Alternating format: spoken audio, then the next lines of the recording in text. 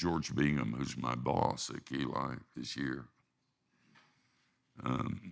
Dr. Bingham and I and Ruth and Anna, we've been friends for 100 years, and I trust him with my life. If I were hanging over a cliff, I'd want George holding the rope because he wouldn't smell the flowers. He'd hang onto the rope. But we have similar personalities. Doesn't show all the time, but we're both pretty negative. If two people are talking, we're sure they're talking about us.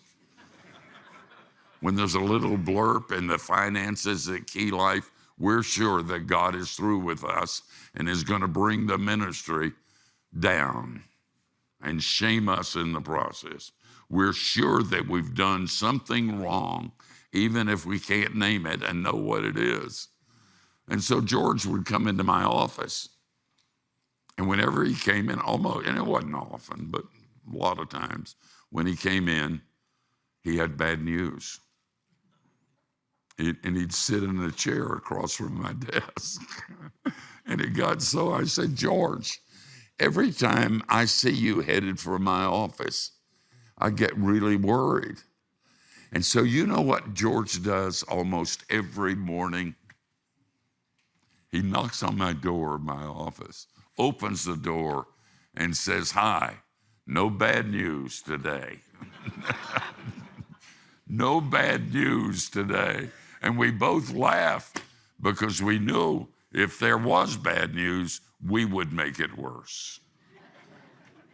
But when you live in a world as if there were no, and there is none, bad news. Listen, Jesus loves me more than he loves you, about 10% more. And if you can't say exactly the same thing back to me, you don't understand. You're going to live forever. Nothing's going to, he's got your back. Nothing's going to happen that you and God can't deal with together. You're going to be okay.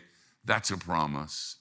Even in your shame and your guilt and your fear, it's all right. Okay? That causes you to smile in funny places, to laugh inappropriately, to be different, and to let the world think maybe there's hope.